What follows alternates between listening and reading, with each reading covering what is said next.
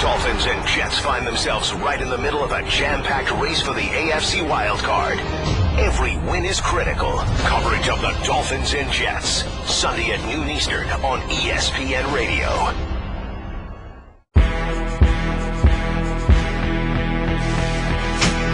Broken play. Mark Sanchez scrambles up the middle. Lost the football. It's picked up. He ran right to the back of Brandon Moore. Fumbled the ball. Are you kidding me? Call it plays in there. Head is the call. He said head. It is a tail.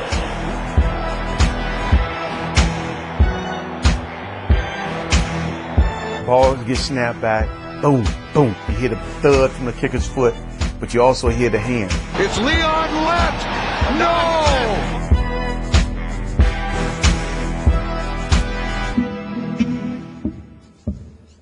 Good morning and welcome into First Take. We appreciate you kicking off your holiday with us, and I want to wish a happy Thanksgiving to Skip and Stephen A, who are off today, and of course to all of you. And I am very thankful for these three. ESPN radio host Freddie Coleman of The Freddie Coleman Show, ESPN NBA writer Youngmisuk, and ESPN radio host Jorge Sedano of The George and Jen Show. Happy Thanksgiving, guys. Same to everybody as well. Same to you, Molly, and Absolutely. everybody. Happy Thanksgiving, Molly. Yes, guys, we've got some Turkey Day games to get into, so let's do that right now. We're going to break them all down. And one of the reasons this is my favorite holiday, of course, is because we have football.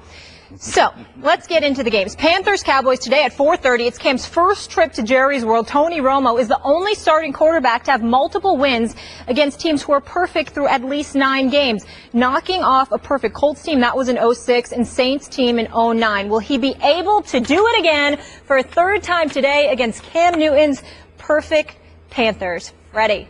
I like the fact we have 2 undefeated quarterbacks in this game. Tony Romo's 3-0. Cam Newton is 10-0 in this game. And I look at it from the standpoint that if you're the Carolina Panthers, for a lot of people, this may be the first time they have a chance to see you on a national televised scale, because everybody's going to be around on Thanksgiving. Everybody's going to be circling around the TV.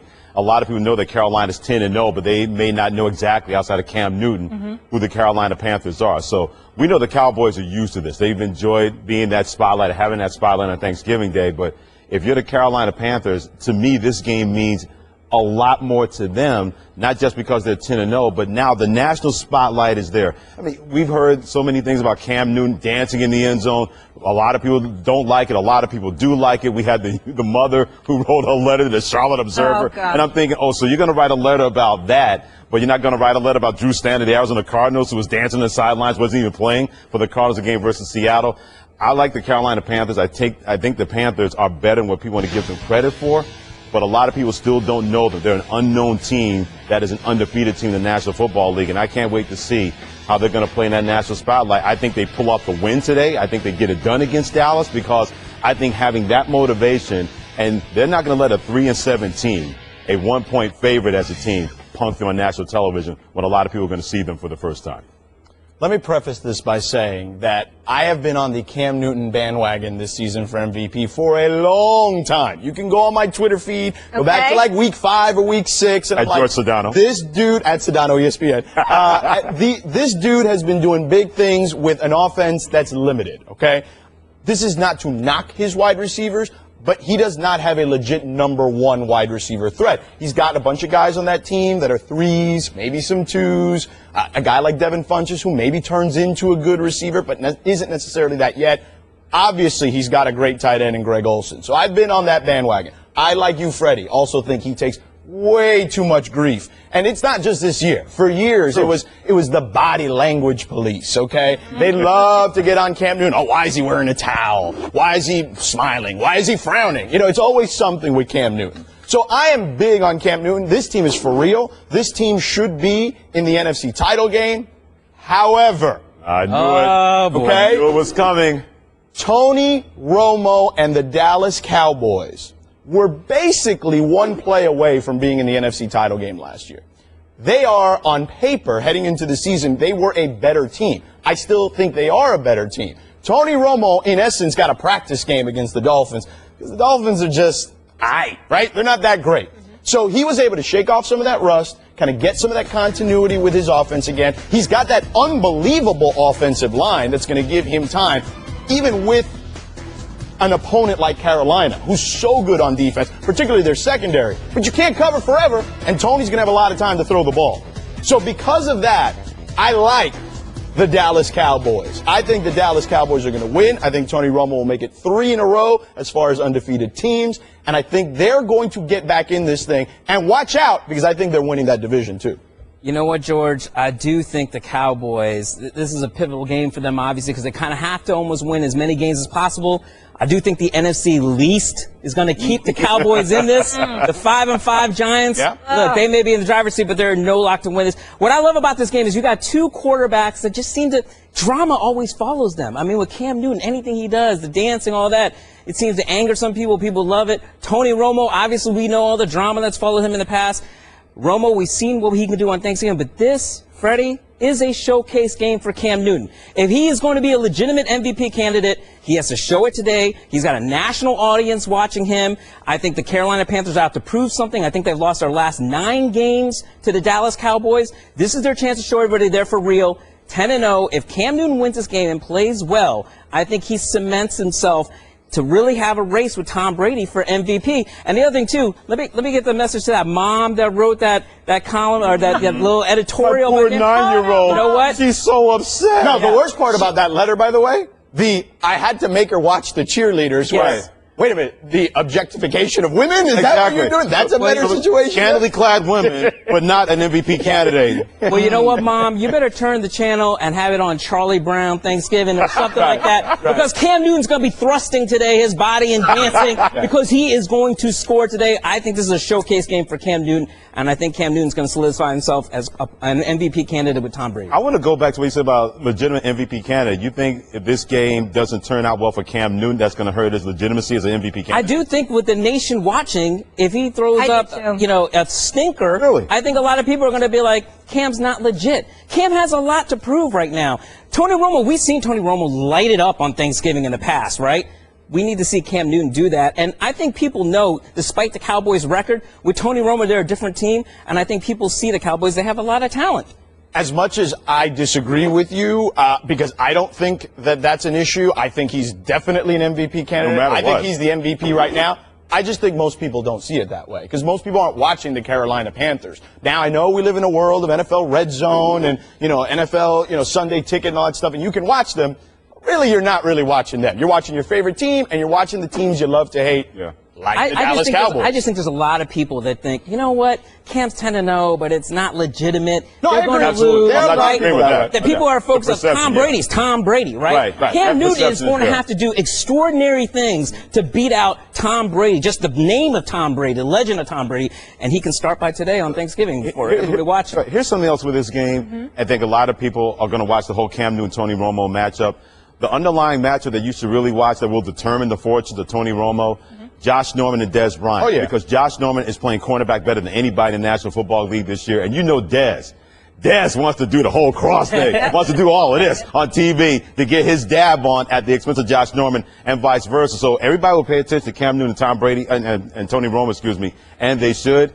Those two guys are two dogs in the ring. They're going to be bulls in the ring. They're going to be talking junk. They're going to not back down. That's going to be a fun matchup to watch, too. And to your point, Tony Romo, he's been very successful on Thanksgiving, and his name is actually creeping in the MVP conversation as well. So if he balls and runs the table undefeated, yes. Well, I think that if they go on a run and they win all the rest of their games, I think you have to at least consider him. And by the way, here's another anecdote on this game. The public is all over, as far as the gambling is concerned, on the Carolina Panthers. Yeah. All the sharps, they're going on the Cowboys. Yep. Never bet with the public. That's just the way it works. Okay, yeah, to that point, Carolina is the first team in 30 years to be 10-0 and not favored. Moving on, today will mark the 190th meeting between the Bears and Packers, but their first meeting on Thanksgiving. Brett Favre will be at Lambeau for this one because he'll be inducted into the Packers Hall of Fame, and his jersey, number 4, will be retired at halftime. Aaron Rodgers, who replaced Favre in Green Bay, is on pace to becoming the fastest quarterback to 250 TD passes. He is one shy of that. When it's all said and done, who will be better, Favre or Rodgers? Wow, this is a tough one. First of all, I think it's great that Brett Favre is returning to Green Bay and they're going to welcome him back. I was there when the divorce happened. When he retired, I was up there. They sent me, my newspaper sent me out, the New York Daily News. I covered that. And then basically when he came back as a Minnesota Viking, I covered this ridiculous, like, fake funeral where they had this casket with this, like, fake Brett Favre and the Vikings uniform. The fans up there were very angry. There were some really, really painful feelings there between both sides. It's good to see Brett Favre come back. Now, Aaron Rodgers has done a terrific job, but he's got a long way to go. Just from a longevity standpoint, can Aaron Rodgers stay healthy? He's done a great job to this point. But Brett Favre, I think he has 186 career wins, and Rodgers is at 77. Rodgers probably could catch him, but that's a lot. That's in 113 starts. He has 31,000 yards, Aaron Rodgers, right? Brett Favre has 61,000 yards. That's a long way to go. I'm probably going to say that Brett Favre is still going to be the greatest Packer quarterback when it comes to Rodgers or Favre. I think my favorite meme about this game was they said tonight in Green Bay there'll be 4 quarterbacks that have had a lot to do with the Packers' success. Bart Starr, Brett Favre, Aaron Rodgers, and Jay Cutler, because Jay Cutler cannot beat Aaron Rodgers and the Green Bay Packers. Hey, don't look at me that way. I didn't shade him. Only knocked him off once. All right. I'm just reporting, and all of a sudden people giving me stink eye from the standpoint. I don't like to use the whole unknown factor, but Owen brought up some great points that if you expand it out, Aaron Rodgers had to play that long, even in the passing league that the NFL is, and try to even come remotely close to what Brett Favre has already done. Now, the one thing I think Aaron Rodgers would not have to worry about, there's not going to be this whole ugly divorce that we saw between Brett Favre and Green Bay. Aaron Rodgers has become a sainted figure with that football team in that state of Wisconsin, so I don't think you have to worry about that. But I'm going to still side on Brett Favre in this standpoint, because there are guys that change the game or change the way the game is played. A lot of guys watched Brett Favre growing up and said, I want to play like that guy. I want to be like that guy. I want to be that gunslinger like that guy. Jay Cutler wants to be that guy, and he has not had any success doing that consistently in Denver and in Chicago like we've seen with Brett Favre. Brett Favre went to Minnesota, and they were that close to beating the Saints on the road and getting into the Super Bowl. He went to the New York Jets before he got hurt. He had that team legitimately challenging in the AFC East. That's the kind of game changer he was with 3 different teams, and I think that's a lot for anybody to live up to, especially in Green Bay with Aaron Rodgers. Listen, it's great that Brett Favre is getting honored here in Green Bay. He deserves it, all the accolades. He deserves all of them. But however, this is easy, okay? Like, Aaron Rodgers is infinitely a better quarterback than Brett Favre. Brett Favre has 336 career interceptions, okay? And the gunslinger. Listen, that's just an excuse that we decided to give to because we like him. No, it's not an excuse. That's who he is. He was a high-risk, high-reward guy. You know what? Tony Romo's a gunslinger. He gets abused, okay? And by the way, he has less interceptions. Because Tony Romo hasn't won a Super Bowl. Oh, right, I get it. And he's nowhere near the gunslinger Brett Favre was. Okay, but when we heard about Tony Romo, it was, he's in the mold of Brett Favre. He's a kind of an unknown. All right, look, Brett Favre has thrown for 10 or less interceptions twice in his career. And one of them was with Atlanta when he played a game and a half or something like that? Look, this is easy. Aaron Rodgers is arguably one of the single greatest quarterbacks we've ever seen. Absolutely. Okay? He's definitely better than Brett Favre. Throws a better ball than Brett Favre. More Favre. efficient. Certainly there's more things you can do with him within the offense. He's as accurate a passer as arguably we've ever seen since Steve Young. I mean, this isn't even a contest. I just don't know if he's going to reach the same numbers as Brett Favre does. I don't think he's going to get there. So you're giving him longevity? That's it? No, I'm just saying even longevity, or even from the standpoint, it's more of a passing league now, George, with Aaron Rodgers than it was when Brett Favre played with the Green Bay Packers in the 90s after that 1 year with Atlanta. I shudder to think what Brett Favre's numbers would be with the liberal passing rules that we have in the NFL now compared to how many more interceptions would he throw? Well, that's a whole nother deal. Yeah. That's a whole nother deal. So we'd add how many more to those? Because if you're I can throw more. But based on the liberal passing rules, George, they may take those interceptions away because there'll be a pass interference penalty, and also that interception doesn't count against Brett Favre. Wait, we act like Brett Favre played 100 years ago. Brett Favre was just playing in 2006 or 7. You know what I mean? This isn't that long ago. 2008, 2009, he was playing. The game is different now compared to when Brett Favre's last years there. No, wait. Those rules have been implemented for a long time. We're going back over a decade when those rules were implemented. But at the end of his career compared to now, But you just said he lit it up in Minnesota. Those rules were in place at the moment. Yeah, but at the same time, he had the same kind of liberal rules throughout the bulk of his career like Aaron Rodgers is going to have or Tom Brady is going to have. Then we're having a totally different discussion where I think his numbers would even be be superseded than the numbers he had without those passing. This is one of those arguments that we have like in the NBA, right? Yeah. Where you start to say Michael Jordan played in today's NBA. Right. It's the same concept. But the reality is this, okay? You have to look out at what you're seeing now and project. And that's not easy. I understand that. But the type of numbers that Aaron Rodgers is putting up, forget about just the liberal rules. The fact that he doesn't make mistakes in a sport. His numbers are way better than Favre's through his 113 starts. He beats him in every major statistical category through this point. But if you're going to compare, you're right. We can't. It's hard to compare different eras. But then we're using a gray area to try to determine one way or the other. It comes down to the fact that what do you believe? You believe about Aaron Rodgers. I get that. I believe about Brett Favre, and I'm going to use as much data as I can to make my point solid, just like you are. But here's the thing, guys. Those interceptions, to me, that matters. You're talking about a guy in Aaron Rodgers who's not only unbelievable and can throw the ball 300 and some odd yards, whatever he wants, any single game, but he's not making the mistakes in a sport where one play can cost you. You were just talking about that game you covered against the Giants, the interception, right? The same thing with the Vikings, the interception. That's what it boiled down to. One mistake is what costs you in that particular sport. Aaron Rodgers is not a guy who makes that mistake generally. In a different offense and in a different kind of quarterback, who knows? I'm not asking Brett Favre to be like Aaron Rodgers. I would never ask Aaron Rodgers to be like Brett Favre. But when I saw a guy in Brett Favre, yeah, I knew he was a high-risk, high-reward guy.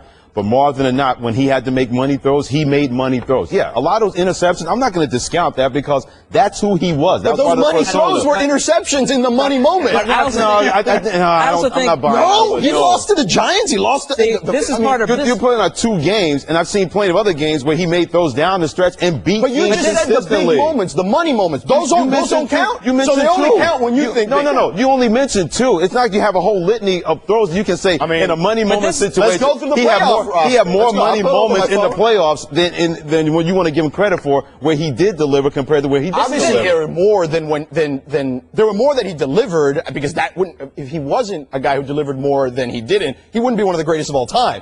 But when we're slicing hairs and we're splitting hairs between 2 of the greatest of all time, efficiency has to matter. But this is why Brett Favre is so great, because if you compare him straight up to Aaron Rodgers has more talent. Aaron Rodgers throws a better ball, more precise ball, more accurate. Aaron Rodgers can run better than Brett Favre. Absolutely, not disputing that. But that's what makes Brett Favre so great, because he won so many games. He made all these unbelievable stats, right? He has all the longevity there. He never got hurt. It was just straight from his toughness, from his grit. He might not have been the most talented quarterback. He probably took more risks than other quarterback.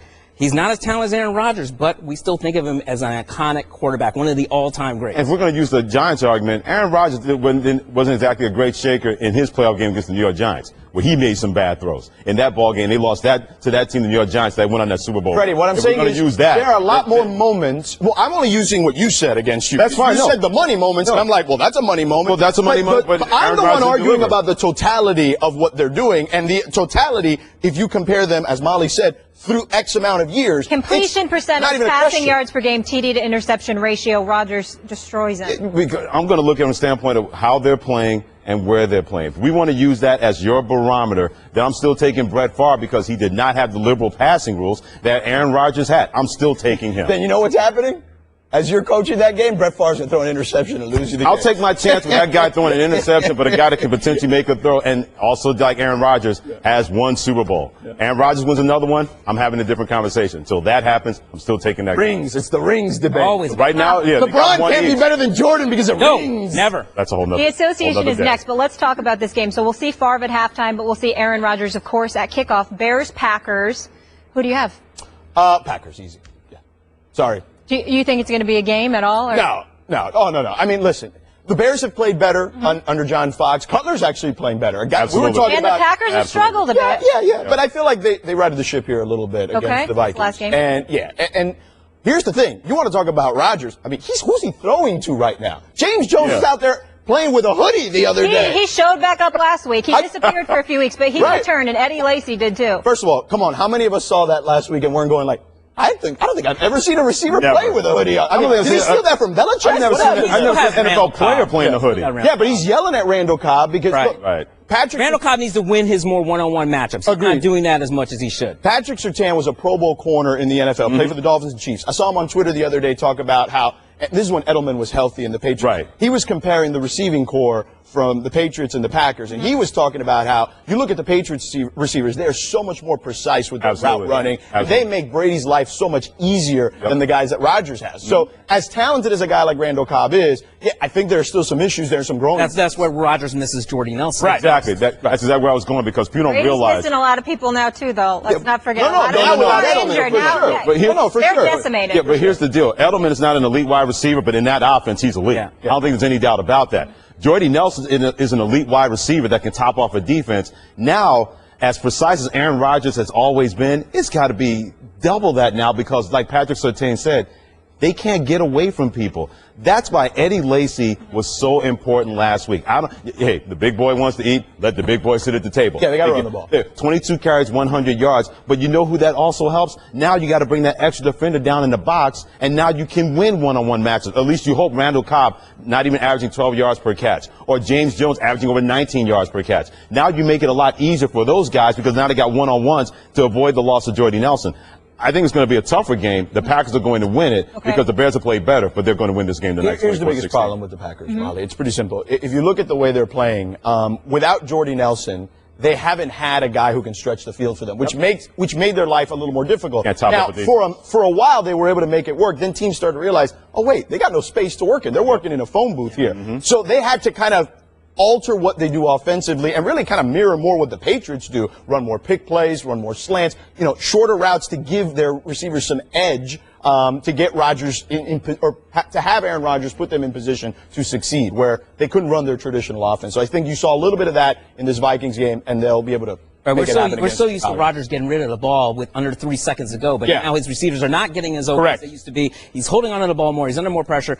I am going with the Packers. I think the Packers will get healthier against the Bears. I think you will start to see a little bit of old Aaron Rodgers, get Randall Cobb involved more, and I think they're going to win this game on Thanksgiving. That offensive line is decimated for Green Bay, and not just physically but mentally. It seems like they go out there hoping they can protect Aaron Rodgers. You can't win games hoping and wishing when your best asset is back there trying to dance around, trying to find people open. I don't know if that's going to be fixed anytime soon. That's going to be a problem for Green Bay. Not tonight, but the rest of the season.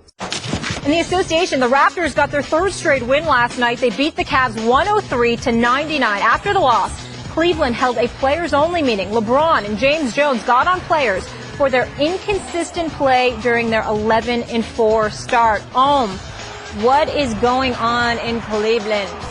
It's not time to hit the panic button yet. I think what LeBron is doing is he sees what the Golden State Warriors are doing and how hungry they are after winning a championship. The Cavs are the team that lost in the finals. They're the ones that should be hungry. He's not seeing that same thing. He wants to get guys like Kevin Love, the supporting cast, to be hungrier, to be tougher. He's trying to set them up so that when they make their finals run, they're going to be ready. Obviously, we know there's no Kyrie Irving. They have no Iman Shumpert. They got a lot of injuries. So the Cavs are going to be okay. And if you look at the East, everybody's talking about, oh, the East is improved. There's like 9 teams that are above 500 right now. It's early, okay? Which one of these teams is going to beat the Cavs in the playoffs? The Hawks? Nope. The Raptors? The Bulls? Nope. No. None of these guys are going to beat LeBron as long as LeBron stays healthy. LeBron is just trying to basically get these guys to toughen up, to be mentally tough for that run, because he knows he's going to need all these guys against the Warriors or the San Antonio Spurs or whoever is going to come out of the West. Yeah, listen, I'm with you. It's funny because this past week, Pat Riley, right, made the comments about the Golden State Warriors and talked to them about them being a dynastic team and compared them to their backcourt to Gail Goodrich and Jerry West, the team he was on.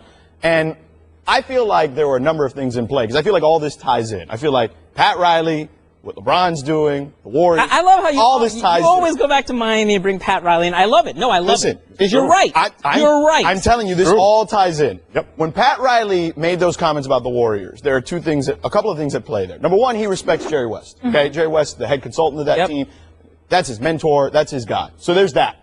The other part of it is he says, man, the Warriors, they are so good. They're going to go on this crazy run. We're just all playing catch up. We're trying to get them, but that's our job to try to get them. So part of it is him lamenting, man, I had that. I had the team of a decade with LeBron, with Wade, with Bosh. 2016, we could have added more pieces. We could have, he's thinking about all that. And the other part is, well, LeBron, if I can't win, you sure as hell ain't winning, okay? Because those Warriors are going to take everybody down. So I think it's all tied in. And I think LeBron also feels that, too, is that he sees how good the Warriors are. They're so young. They got this great young core. As long as they stay healthy, and by the way, they also have cap flexibility next year, too. I'm not saying this is going to happen, but there's a reason they haven't signed Harrison Barnes to an extension and Festus Ezeli to an extension. Because there's about $25 million out there, and maybe you call Kevin Durant and say, hey, why don't you want to play with Steph? You want to make this happen? So I think that everyone sees the possibilities just with the current team.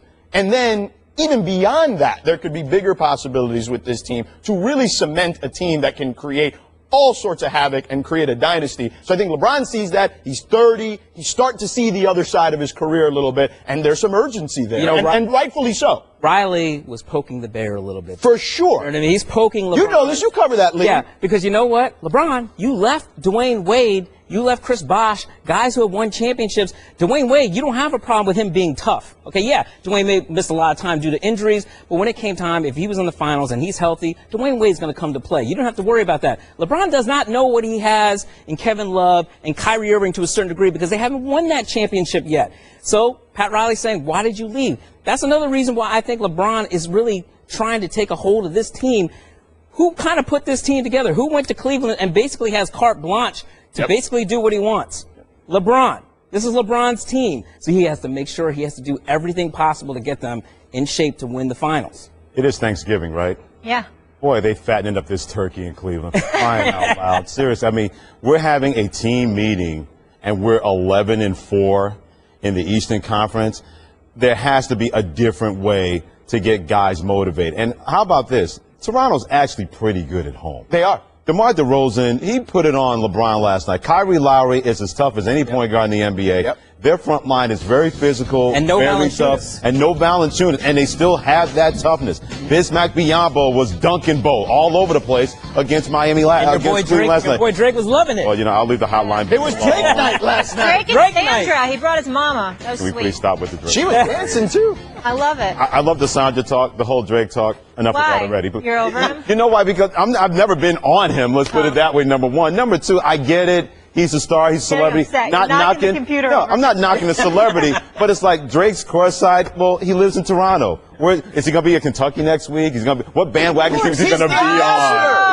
He's not the ambassador. He is not the ambassador. There are other people that his title. Not you didn't give it to him. He gave it to him. Oh, stop it. Please, enough of that. Back to fattening up the Thanksgiving turkey. Enough about Drake right now. If you're Cleveland, I understand. They don't want to get in the way of themselves. LeBron doesn't want to leave anything to chance. Clearly understand that. You guys make great points about the Golden State Warriors. He sees it over there. Man, 16-0. They play every game like their hair's on fire. Like they're playing every game like Game 7 of the NBA Finals. Golden State has not scored less than 100 points in any game this season in the NBA. LeBron's like, man, oh, man, I know I don't have the pieces here, but I want guys to buy in now, and I don't want to have to guys wait until April. Okay, let's turn that switch on, because even though we put this team together, we're still not good enough to do that, where we can do that and think that that's going to work. Because LeBron knows with all that pressure that's going to be on him, if they don't get it done, they're not going to look funny at Tristan Thompson or Kyrie Irving or Kevin Love. They're going to say, well, dude, this is what you wanted. So he knows I'm not going to wait until the last possible second for guys to realize what kind of stakes are here. If they didn't realize it before, if they were not cognizant of it before, I'm going to make sure they know about this in late November, and I don't want to have to deal with this in late April or early May. Freddie, you bring up great points. You bring up great points. On the NBA Lockdown podcast this week, me, Amino Hassan, Izzy Gutierrez, and Tom Haberstroh discussed this particular subject. And I thought Amino brought up a great point, which is now that he's 30, LeBron, he could see the light at the end. And we were just talking about rings, right? It's all about legacy. It's all about legacy. It really is. And we're always talking about, LeBron, Jordan, this guy, that guy. He shut that talk down, right, with the Oscar Robertson stuff. I'm glad he did, though. Yeah, but it's never going to stop. No, I know that. And you know what? I'm glad he said something. But you're right. It's never going to stop. I'm about to bring this up because you know what bugs me about all this? And I know George has said this the other day. I think you were on His and Hers, and I watched it. Basically, he got rid of the starting intros, right? Yeah. He's trying to push all these different buttons. Right. Michael Jordan never had to do that. Yeah. Players followed Michael Jordan. Yes, behind the scenes, Michael Jordan was getting after his players. Yes, he was a mother hard behind to the deal scenes. with in practice. In the face. I know that, right? He was a mother behind the scenes. But guys followed suit. Yeah. And if you didn't, the Bulls got rid of you, right? Yeah. LeBron, he's trying to push all these buttons, and it's not getting through to some of these guys the way he wants it to get through. Did his comments bother you guys about the era not being compared to players from past eras and don't saying know. that the NFL, it doesn't happen, which it does? It does, not to the extent in the But NBA. it's different in the NBA. It really is. The NBA, I don't know about that. Because we definitely look at individual. It happens with quarterbacks. It happens with quarterbacks. all the time. But in the NBA, we do it every We just did it. Yeah. We just No, did no, it I on know, the I know. show. But I definitely think in the NBA it's a more prevalent thing. I do agree with him on that. I don't have a problem with what he said there, but I do think that there's this sense of urgency with him right now because he sees. But the light I of just day. think he's trying too much, like getting rid of the starting intros. Come That's on. silly. Like, first of all, it's if you're his teammates at this point, are you just kind of rolling your eyes? Not kind of. Yeah. At what Not point kind does of. it become ridiculous? I am. Yeah. I am. Right? At what point does it become ridiculous? No, I think, Because as you pointed we're at out, that point. this is the guy that used to be taking He the used to take big the photos. Right. I think we're at that point of being ridiculous because when you know it's a desperate situation, you're going to do everything you possibly can to try to limit as many distractions so that doesn't get in the way of whatever your legacy is going to be. LeBron knows the numbers, 2-4, 2 championships, and 4 losses in the NBA Finals. Yeah. So he has those numbers in his mind. He didn't come back to Cleveland just to come home and be around family. No. He came back to Cleveland to do something that has not been done over 50 years in that city, 100% right. win a championship. So anything that he feels could be something that could throw people off, he's going to try to get rid of it as quick as he possibly can. If he feels intros are a distraction, then you know he's going to do that. You're right. Players in the past never had to worry about doing that because they didn't live in the era of, okay, he put that pressure on himself. Jordan had pressure, but it wasn't like trying to live up to Dr. J kind of pressure or Larry Bird, Magic Johnson, that kind of pressure. Once he got going, that was it. LeBron knows, okay, I may be too late in my career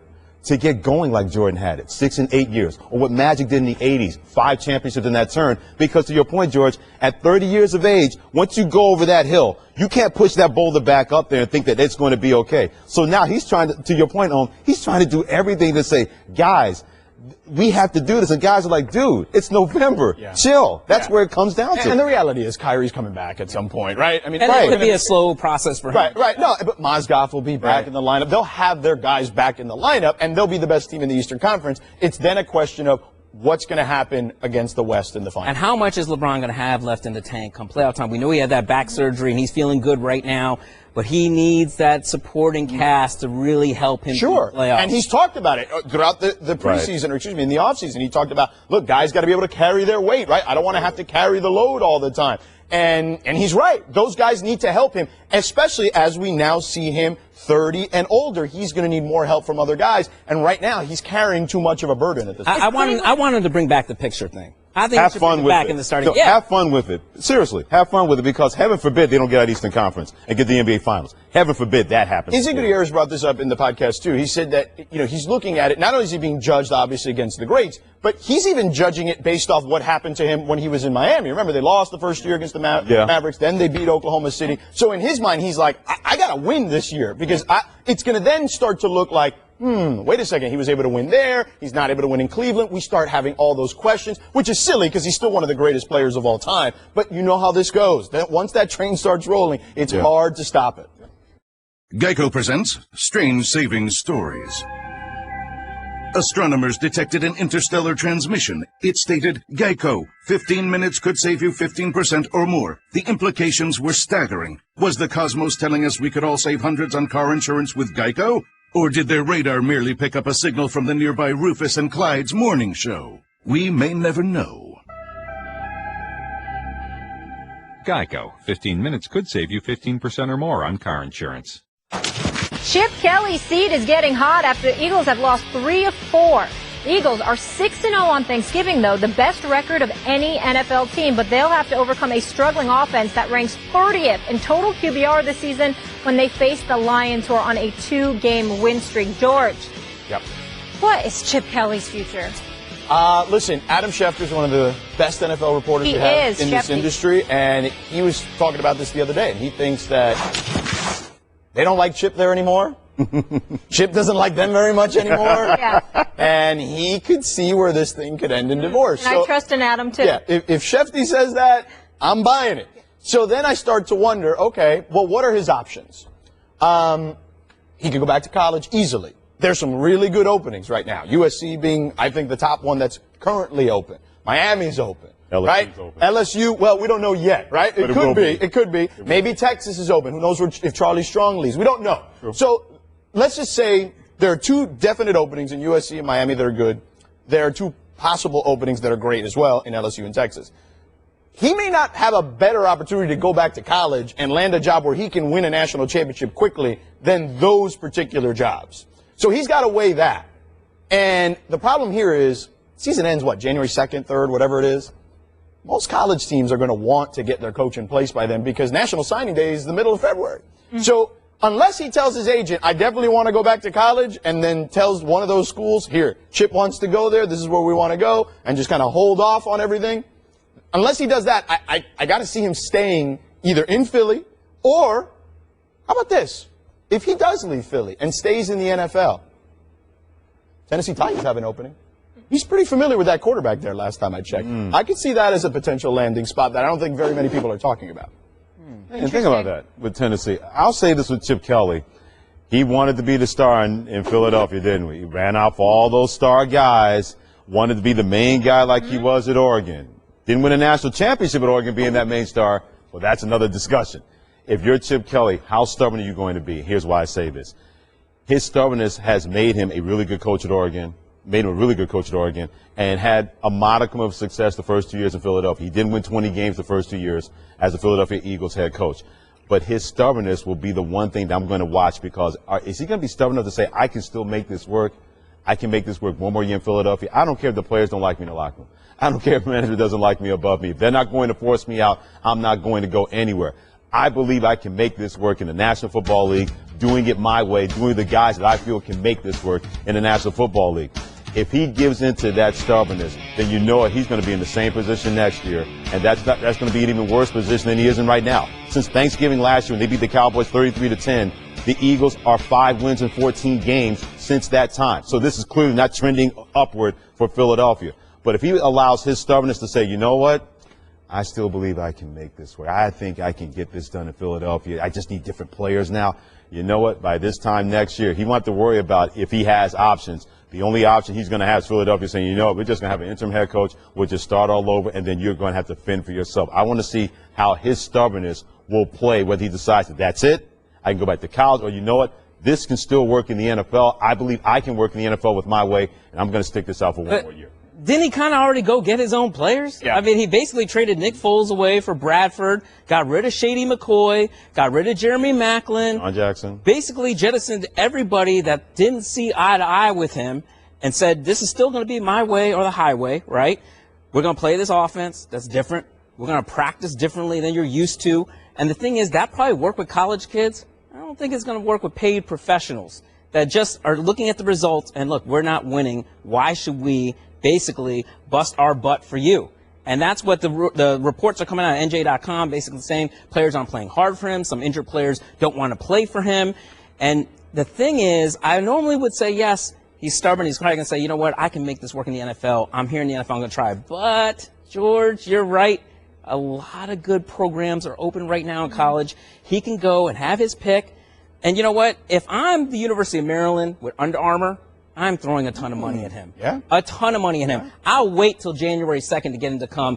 You know what? Why don't you coach against Jim Harbaugh, Mark D'Antonio, coach in the same division as Urban Meyer, yeah. Right? Or if I'm Miami, how good would he be in Miami? Oh, my God. With that Based on talent they have speed, there? Yeah. recruit all those guys in Miami. I get it.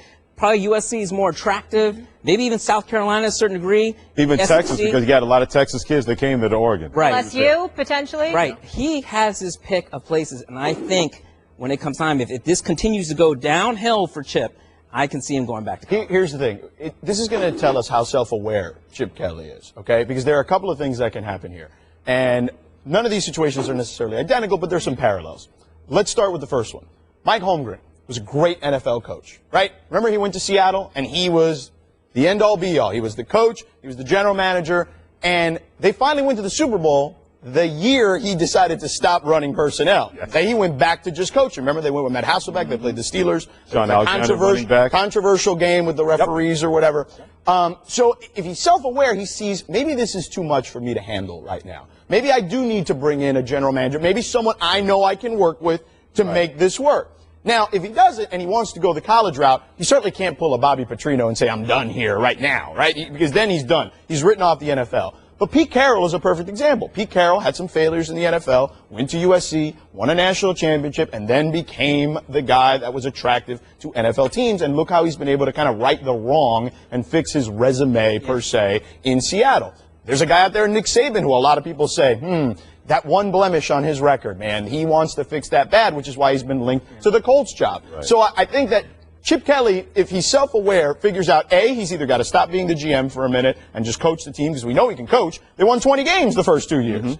Or he goes to college, tries to gain some notoriety there by finally cementing his legacy there, winning a championship, and then giving himself an opportunity to jump back in the NFL later. I think today's game is the most important game he's had as a head coach in the National Football League, based on everything that has gone on. It's not smoke anymore. It's fire now in Philadelphia, what's going on. If they go out there against Detroit, a team that had their own issues, before Mama Ford stepped in and said, I've had enough of this nonsense. She's gangster, yo. Yes. She went out there and she said, look, kiss the rings here. You're going to do it my way. They've been 2-0 ever since. If they go out there and lay an egg in that game against Detroit, a team that had issues not too long ago, what is it going to be like for him where all of a sudden it's not just a Monday morning quarterback thing. It's going to be Friday, Saturday, Sunday, Monday with Chip Kelly. If they don't get it done today against Detroit, Philadelphia will revolt. I think at least they look better than the basketball team. I think that's where the real issues are. Yeah, think about Philadelphia sports team. I know. The Phillies, they were awful. You had the Eagles, what they're doing, the 76ers, Temple football looked like they were going to do something. They faulted the American Athletic That's another Conference. factor for Chip Kelly, right? He's not in a market like Tennessee. Right. He's in probably the most unforgiving market there is, Philadelphia, which is probably harder than New York in some manner. Did you hear the exchange he had with the reporter, where the reporter Angela Cataldi, WIP. definition of insanity, doing the same thing over and over. Why you continue to do this? And I said, oh my God. I said, every day he deals with that, it'd be a lot worse if they don't win today versus the Tennessee is interesting though. If he I does, like that. I if didn't he think does about let that. go, and why wouldn't he want to go there? Because he wanted Mariota bad in the draft. Question is if Tennessee wants him though. That would be unless he wants to be in college. You have more control there. No doubt. You tell the players what to do, and it seems like that's kind of his MO there. Let's pick this one. Eagles, Lions. Who you got? I got the Lions winning. I just think they're favored by 2, by the way. Well, there's a reason for that, because even though they had their troubles, the players never quit on Jim Caldwell. They weren't playing well. They didn't quit on him. That's why she decided to keep him, and she got rid of everybody else. That was a telltale sign to me, okay, they still believe in him a little bit. Good point. If players go out there early, I mean, you got Mark Sanchez, your quarterback. He may look good for a play or two, but he's going to be that butt fumble guy at a certain point today. Then the butt fumble happened on Thanksgiving? Exactly. Thank Was you, it the 2 or 3 year anniversary of it? I got the Lions We're are going playing to better. share our Thanksgiving moments after. Lions are playing better football. I got the Lions winning.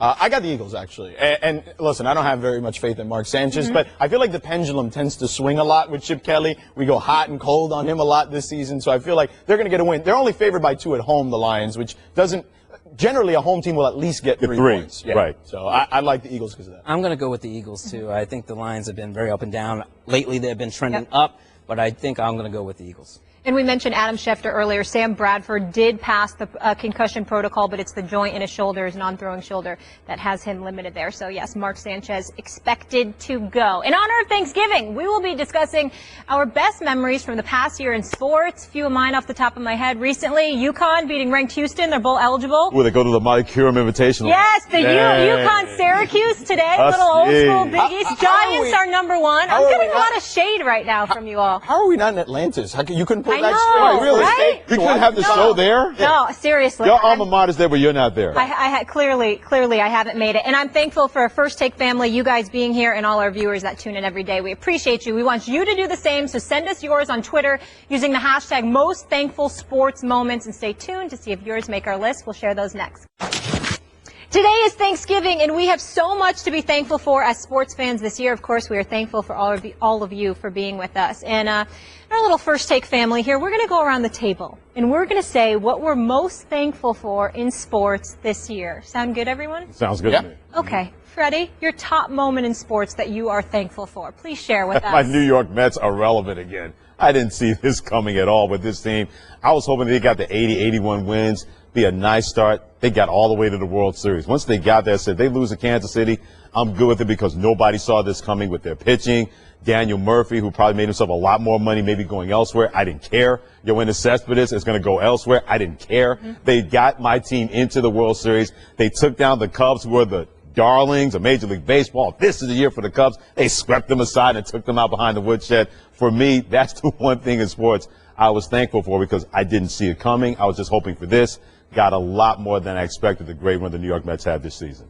See, I look at this selfishly because I want to be able to talk about something in this business, right? Like, so, number one, I'm thankful that we don't have to talk about Deflategate ever again. Dumbest story. It's not over. Just so you know. Stop it. Don't even say that. It is not over. It's going to come back right before the Super Bowl. It's not just over. It's over. They're lying to you. Yeah, It's not. But the story I was most thankful for, because I thought it was just hilarious, was the DeAndre Jordan free agency. Just the courting, the back and forth, Mark Cuban. It was straight up a soap opera. The emoji battle that you had with the Clippers. I mean, that was the best part about it. Yeah, Paul Pierce not even knowing how to use an emoji. He had to use the picture of an emoji. I mean, he didn't have emojis downloaded on his phone. It was all blurry. That's just how old he is. You gotta love it. That part was fantastic. The picture of the chair on DeAndre's door to kind of keep Mark Cuban out. Like, that to me was as fun a story as there was. Don't forget the banana boat with LeBron and D-Wade. Right. There was a lot of good memes after that one. Yeah. Creepy, actually. My favorite moment, I'm a Michigan State Spartan, and short of winning a championship,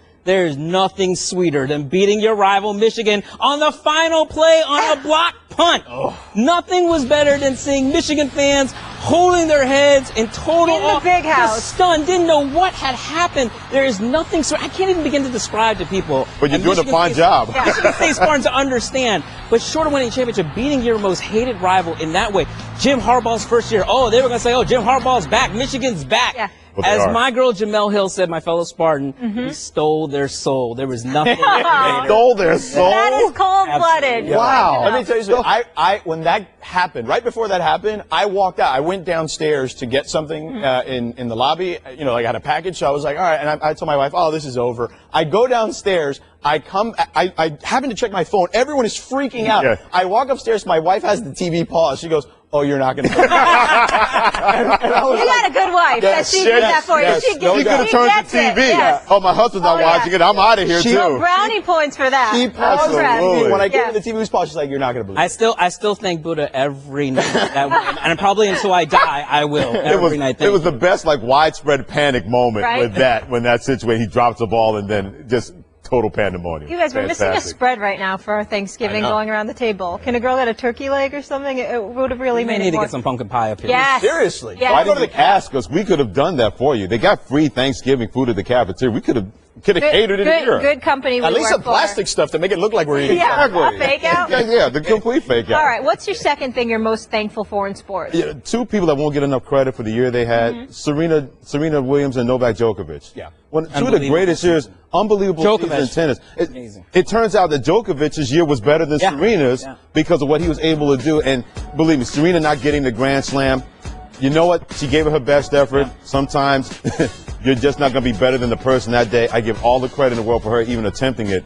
But lost in the shuffle is that Novak Djokovic had one of the greatest seasons. Under the radar. Thank you. That even though he didn't win a Grand Slam, it was as great as a Grand Slam that Rod Laver did twice back in 1962 and 1969. And I think the fact that they elevated their sport even further with younger people, younger men and women, wanted to be like Serena, wanted to be like Novak, or be the next person to do something like that. It's not Tiger Woods-esque. It's nothing like that.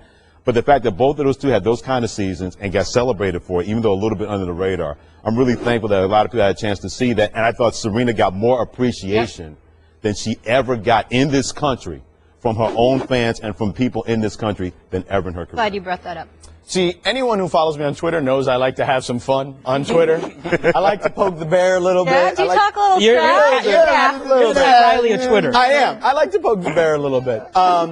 So I got to give thanks to Uncle Denzel. Okay, that is one of the greatest memes I have ever seen. Can we get it on the screen, please? Uncle Denzel makes an appearance every week, every day on my timeline, and I can't get enough of it.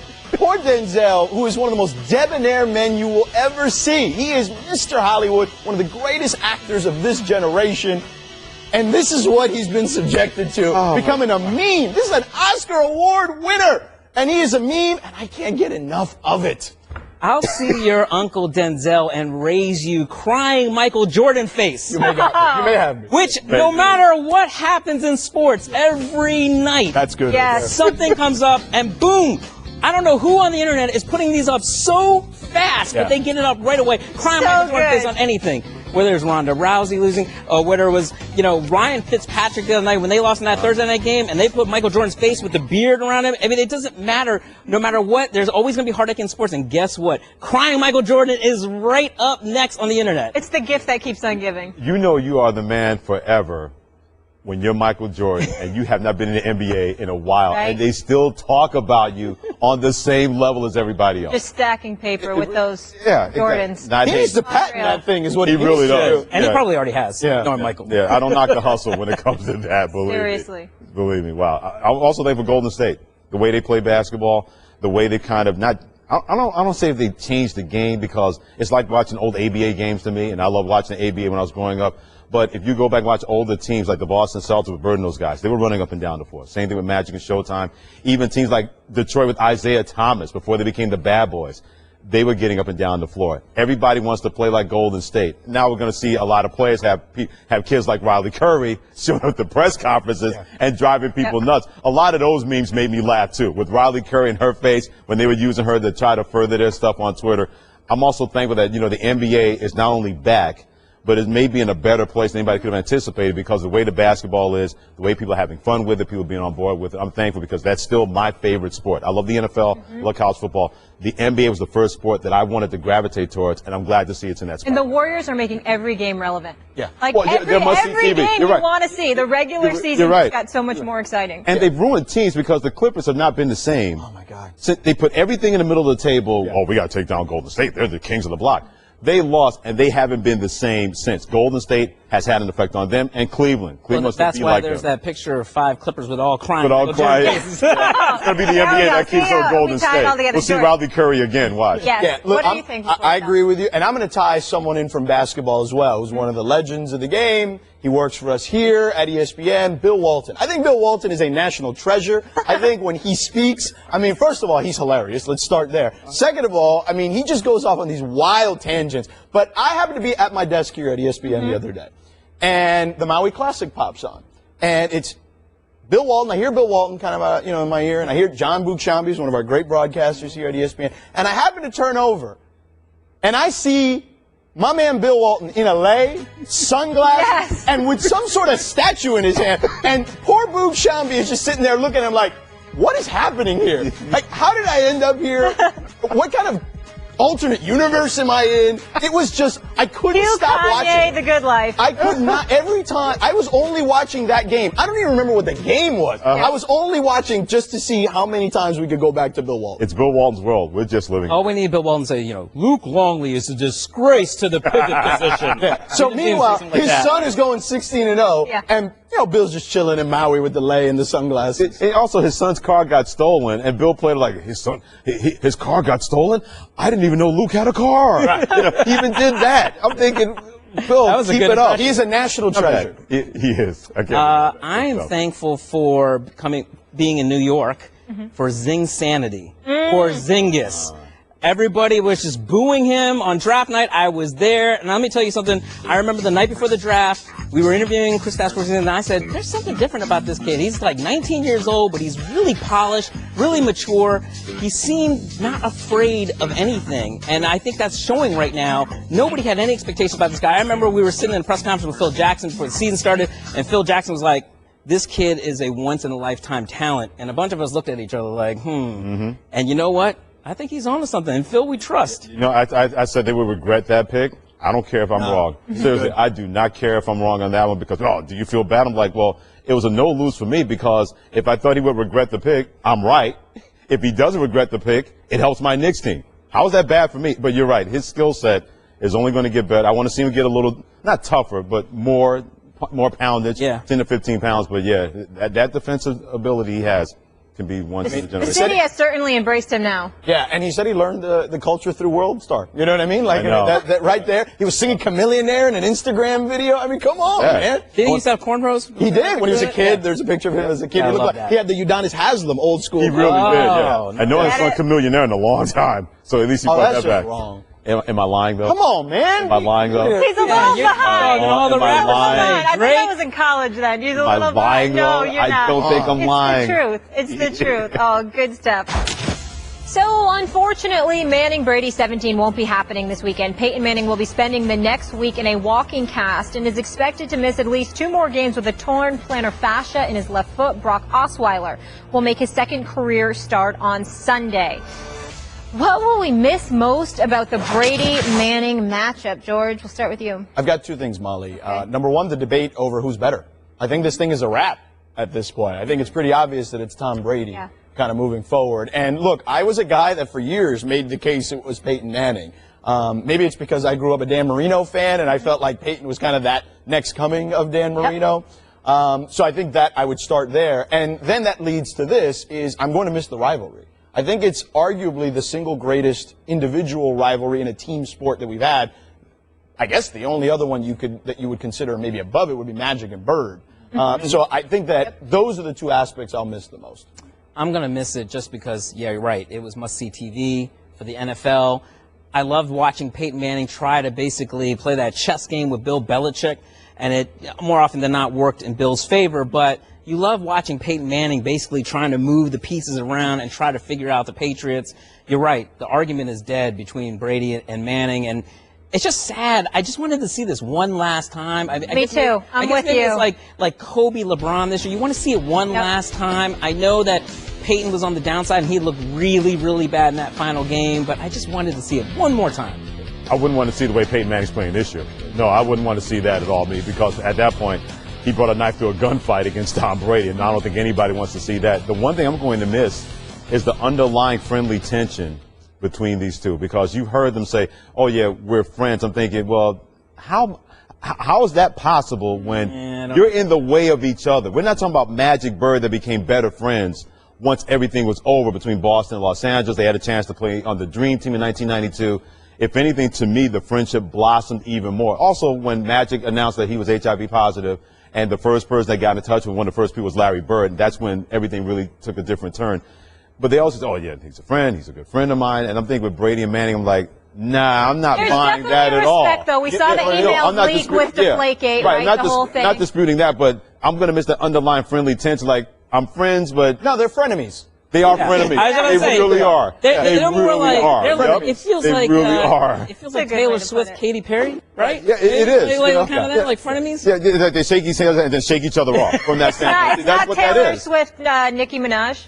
Oh, Not no, that. it's not No, that not that. vicious. Not that. Okay. No, that no. There's some I just needed to work that into the you- show at some point. I've never been able Now, to. you can't put those two anywhere in the same I'm just universe. teasing. Those No, two. no. No, it's not like that with Brady I'm completely Manning. teasing. Now, what do you guys think? So Brock Osweiler obviously speaking in the media a lot lately, and some people have kind of criticized him for not being respectful enough in terms of paying credit to Peyton Manning and taking over for this legend. Do you feel like he hasn't handled it properly? No, I don't think so. Listen, he's focused on trying to play the game and trying to get a win. And, you know, he got a win last week, and he's now going up against the greatest coach of all time, arguably, at least someone who's in the discussion, a guy who's made young quarterbacks look terrible in the past. So I think that that's where his focus is. I don't think this is the time to pay reverence to Peyton Manning while you're trying to get ready for another game and you're trying to keep winning and trying to get in the playoffs. Yeah, I think Brock is just trying to basically establish himself. This is his chance now, his big chance to basically win. If he beats Brady, that's a huge step for him. And then all of a sudden we're talking about, I mean, it could already be the case. Peyton Manning does not start again for the Denver Broncos. But if Brock wins this game, it's definitely over, right? Yeah, here's the deal. I don't know. Not according to where. Well, DeMarcus Ware did say that on CBS Sports Radio that Peyton Manning's going to be our quarterback if healthy. Well, if he's healthy, what kind of quarterback are you getting? You know, I'm not going to punish a guy for saying, you know, it's my time. Why? Because I know it's my time. I can't go out there. If I have that kind of reverence for Peyton Manning and I'm not being the quarterback I can be, then I'm putting this team in a bad position. I want Brock Osweiler to go drop a out there. one-liner, like how I'm learned from the best, that I type think of he thing. said that this week. I think he said that Peyton was helping him in the quarterback room, and Peyton was still doing everything to help him. But Peyton can't help him on Sunday. on Sunday night. At that point, you can have all the lessons you want in the back of your head. It goes back to the whole Aaron Rodgers, Brett Favre thing, but people got on Brett Favre, oh, you should have helped Aaron Rodgers. And Brett Favre's like, well, why should I do that? It's not my job. It's not my job to do that. It's not Peyton Manning's job to help Brock Osweiler if he didn't want to. It's also not Brock Osweiler's job to say, well, the reason that I'm here is because Peyton Manning helped me. No. I want Brock Osweiler to go out there and say, hey, Tom Brady, put your finger in his chest. See you on Sunday night at 8:30. It's not about anything else with Peyton Manning. Until he's back on the football field, for me, he's a dead issue right now. And I don't know if somebody got in Brock Osweiler's ear to say, hey, man, this is you now. Don't worry about the other guy. This is you. You go out there, make our decision hard. Make us that if you win all the games as a starting quarterback, put us in a tough spot. We got to look at Peyton and say, hey, we're going to have this conversation anyway. We got to go with this guy because he's a lot healthier than you. And if Peyton Manning can't deal with it, then Peyton Manning can't deal with it. So can Brock pull off the upset? No, Belichick's too good against guys like this that just don't have the experience. Like, I just can't see him beating New England. I do think they can succeed with Brock Osweiler. I just don't think in this particular contest they can succeed. I like some of the things I saw from Brock in Chicago, and then the weather was pretty nasty last week. But look, Emmanuel Sanders might not play this game. I think he has a high ankle sprain, so it's not looking good for him this coming week. Without all your full complement of weapons against Belichick, Brady going for history. To match history, I guess. I'm going to go with Brady and Belichick again. If Tom Brady didn't want Peyton Manning to beat him, Lord knows he does not want Brock Osweiler to go in there replacing the guy he dealt with got a few and injuries. beating him. You still think it's okay? Yeah, well, here's the deal. Until Tom Brady leaves the NFL, until his wife Giselle makes him leave the NFL, because he said in the discussion this week that she keeps asking me, why am I keep going out there to play? Wants him home. Well, that's fine. I'm not blaming her. I want my husband home if I were her, if he looked like that too. But at the same time, there's no way he's going to allow Brock Osweiler, even in Peyton Manning's building, even though he hasn't been there that long, that he's going to win that game. I got the Patriots with all their injuries. They're going to find a way to win. And I think if they win this game on Sunday night, they beat Denver, I think they go 16-0. I think they have a perfect regular season once again. All right, I need scores, guys.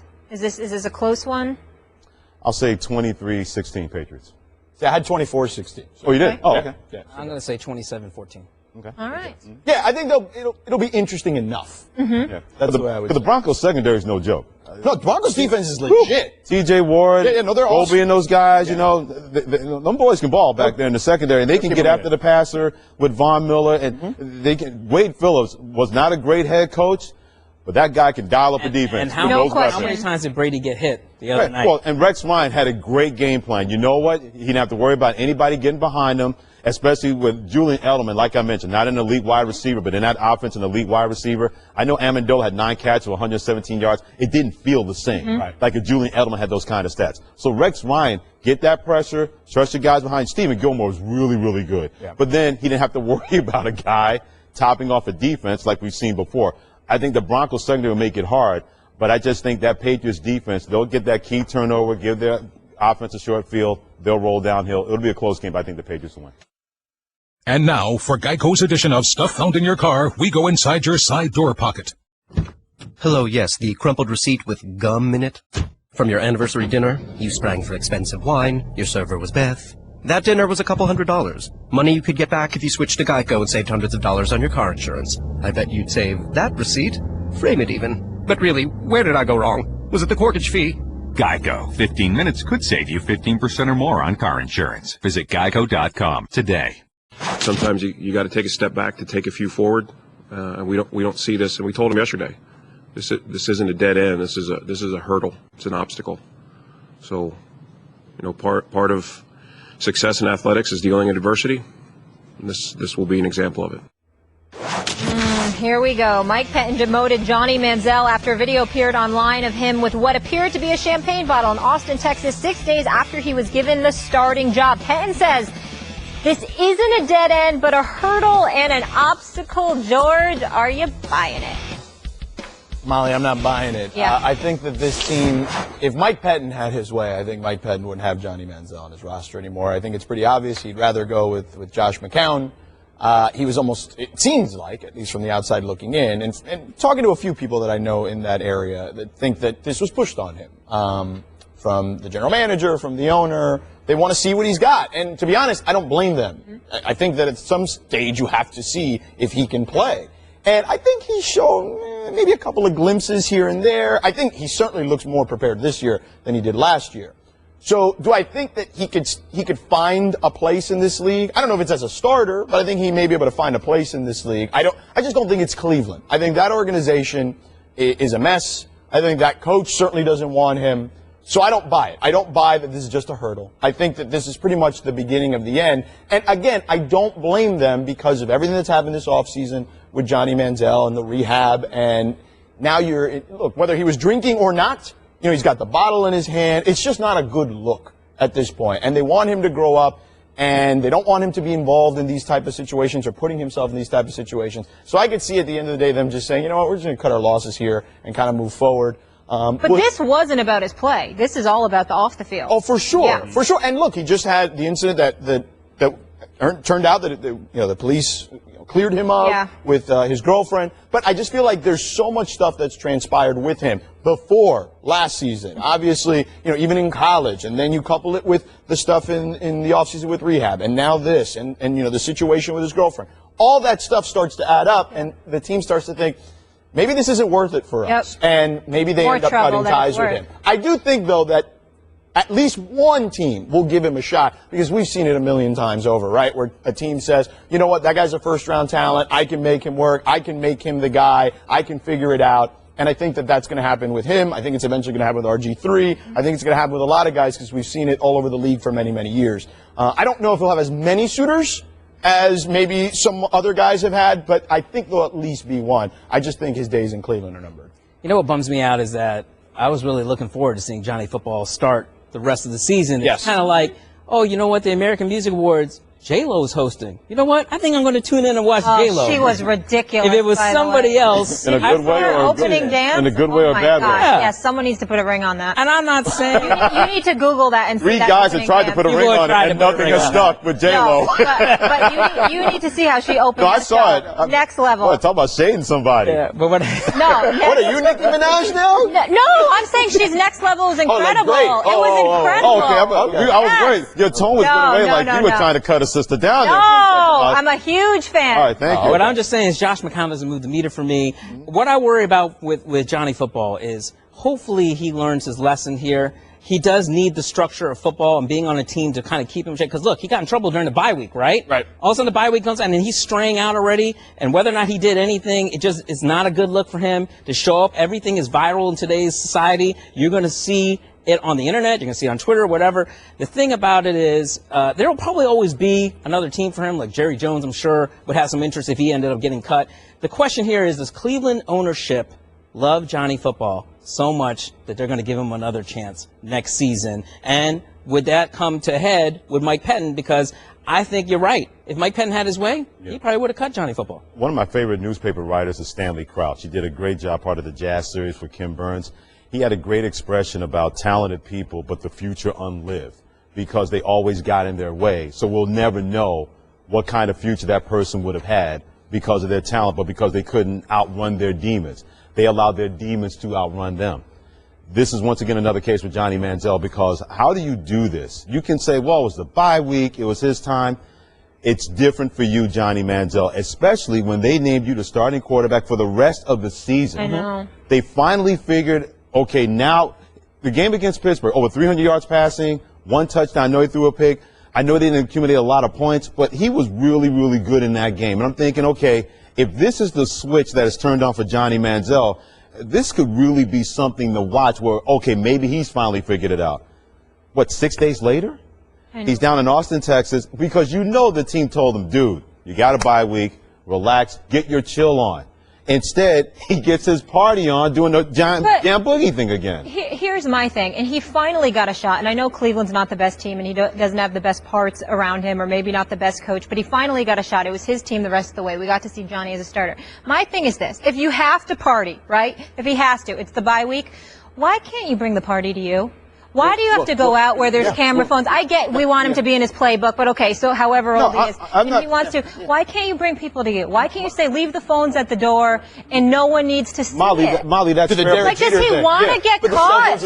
No, seriously. Molly, you're right. Molly, I'm not saying your point is wrong here, but there's certain people that don't get those allowances, who have ruined chance after chance after chance if you're Johnny Manziel. So at that point, don't get your party on. Why even I have get it, but why it's have like that there? I know, but at least if you're at home and if he has to do it, he has to party, whatever. But why you can even, do it in the privacy, but no, I get it. But why I'm just even saying. invite that? Let's say to your point, all the cell phones and the cell phone cameras are left at the door, Yeah. but somebody's acting a fool in the parking lot. What's going to happen? Something happened at Johnny Manziel's apartment. No, I'm with you, but I'm just saying baby steps. If he's not going to sit home with his playbook. It's certainly better than being out in public. Yes. Right. Well, the first baby step, if you're Johnny Manziel, is maybe in that situation to not do it on the bye week. Maybe that's the baby step he should have taken. Here's the thing, though, and this is where I agree with Molly. I mean, first of all, how many, what is he, 23, Yeah. 24? All those guys are 23, 24. Yeah, They're you're just in the not, club, they're not on the whatever. spotlight that Yeah. Johnny Manziel is. But a lot of athletes, football players, basketball players, I mean, they're all out there. Any normal 23-year-old. Would certainly But he's not the normal. I know. He's a quarterback and the history. But Molly, there's a reason why he went down to Austin, right? He was in Austin, right? Yeah. There's a reason why he was in the club. Austin's a great city, by the way. There's a reason why I he was in understand the DJ booth, right? Didn't that happen in the DJ booth? No, he shouldn't have Do done you that. think he cared at all if people saw him?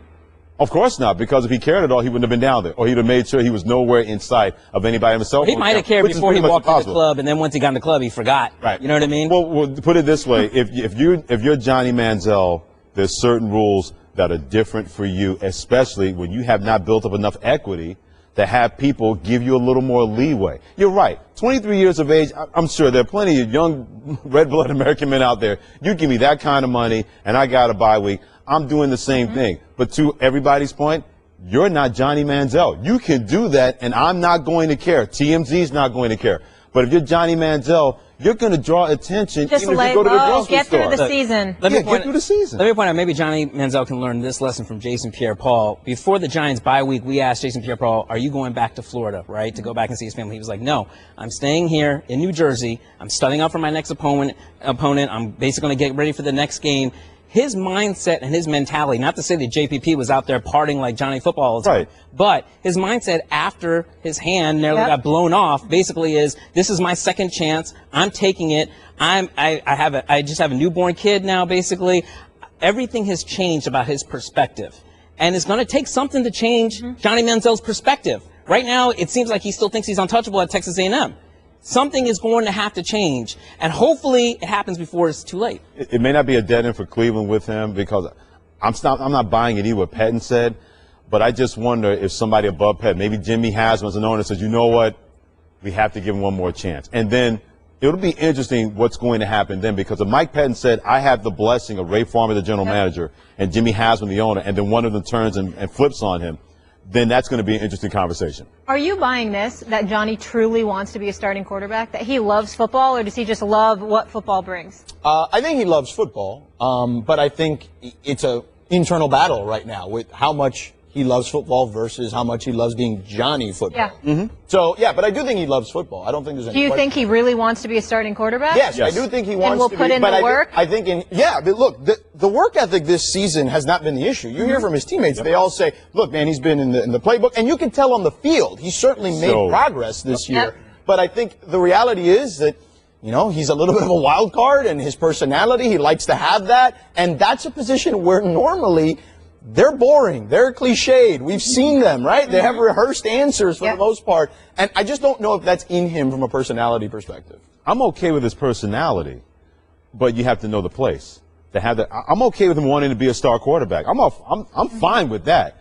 But you know what? I don't want cliched answers either, but I don't want you ruining an opportunity where we don't get to see your talent. I don't want to see Johnny Manziel in the CFL. Nothing against Canadian football. I want to see him do it here. But if he doesn't want to do it here to keep himself in check, then you know what? Maybe the CFL, the EFL, the Empire Football League is where he's going to have to wind up if this nonsense keeps up with him.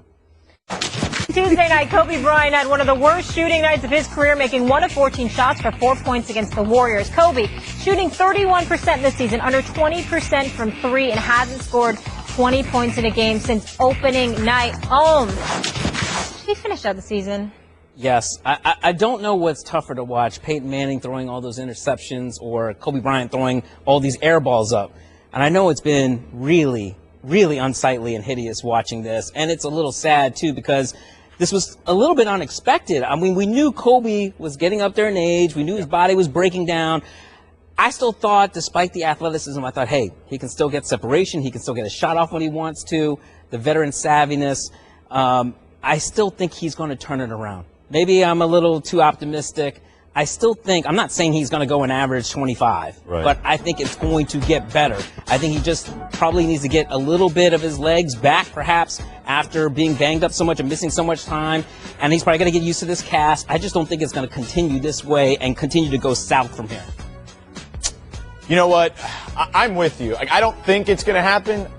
He probably should have done it if he was going to do it. He should have done it last year, to be quite honest with you. But I know how it goes. You don't want to go out with an injury. But, man, watching him, I mean, what washed over me as I'm watching that Warriors game, you know, you marvel at the Warriors, certainly, but it was just profound sadness. Because this is, I mean, it's almost unbearable to watch because you try to recognize what he's been in his career, what he's meant to the game, and you're just like, man, this is tough. Like, it's brutal. I think our own Tom Haberstroh had it.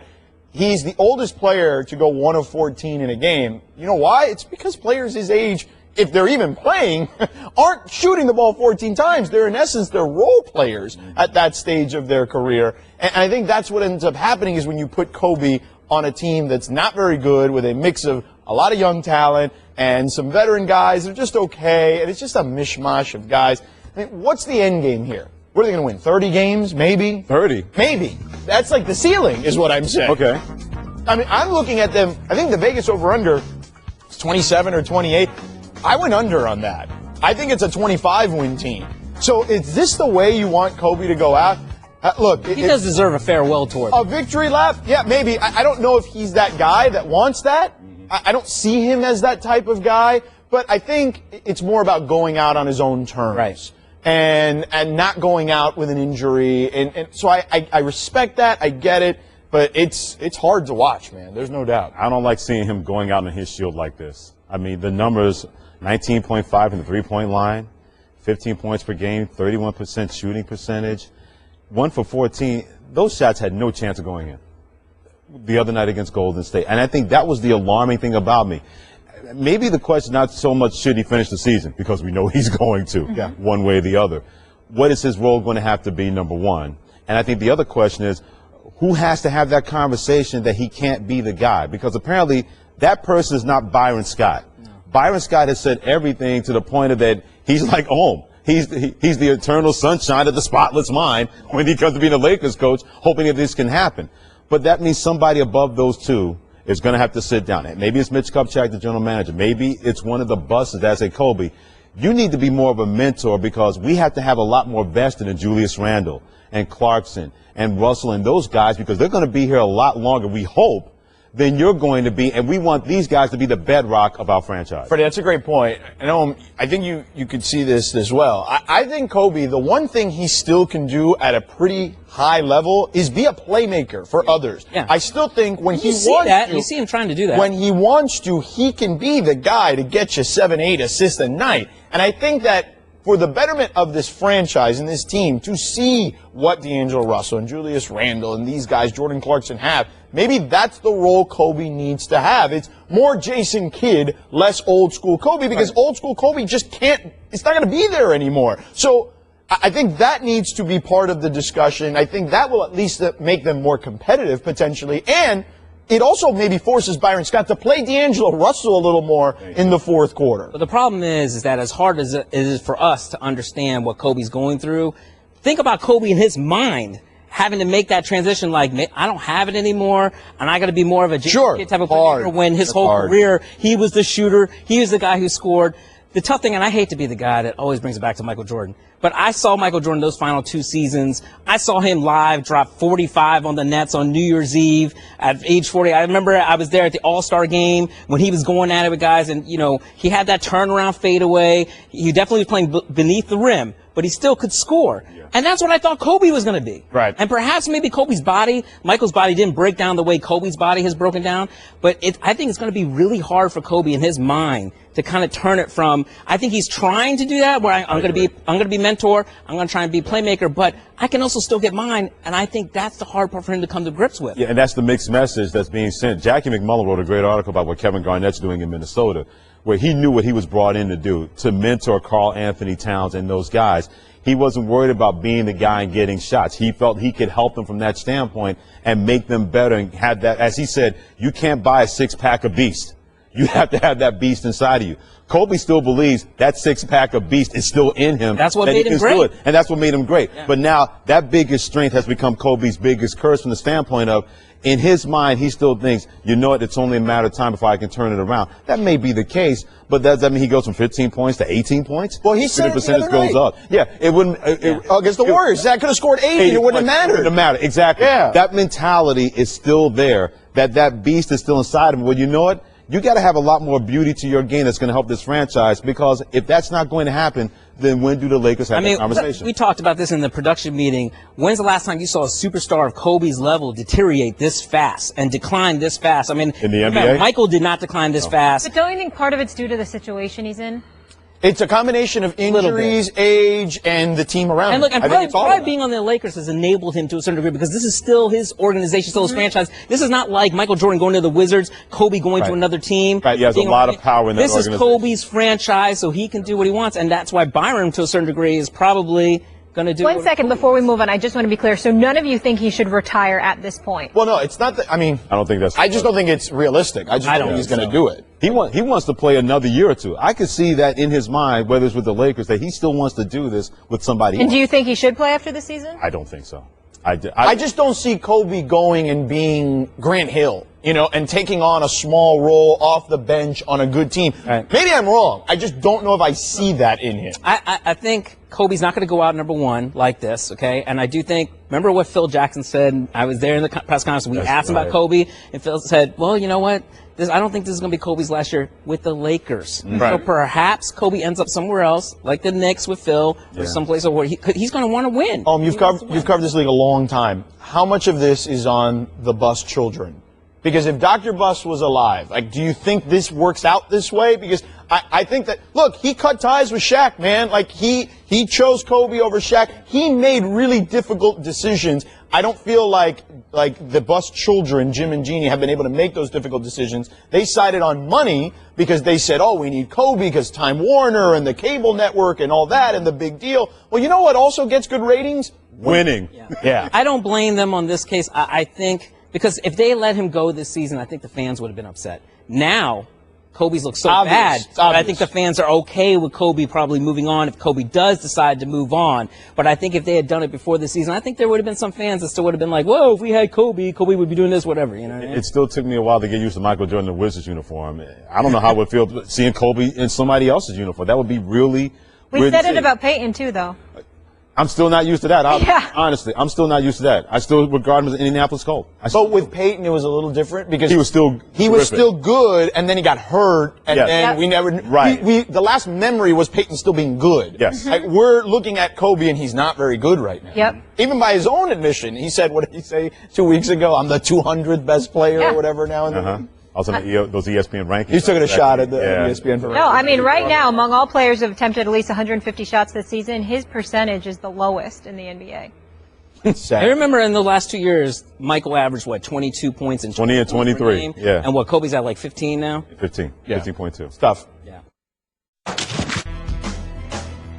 Family, friends, food, and football. 3 NFL games today serve as the appetizer for 12 more games played on Sunday, our non-Thanksgiving Day NFL matchups. I want to know which games you guys are most looking forward to and what dish you're most looking forward to eating. On Sunday or today? The game on Sunday, and then what dish on Thanksgiving Day? I'm going to go under the radar game, Chiefs versus Bills. I think that could be an elimination game. Really? For the Buffalo Bills. Here's why. Chiefs have won 4 in a row. Their defense is playing lights out football after having a 5-game losing streak. Buffalo, I want to see how they react if they're losing to the New England Patriots, even though they played extremely well, but they could not beat them. If they lose that game, they got the Texans next week. It could be an elimination game. I think that could be a fun game that nobody is talking about. I'm looking forward to seeing that game.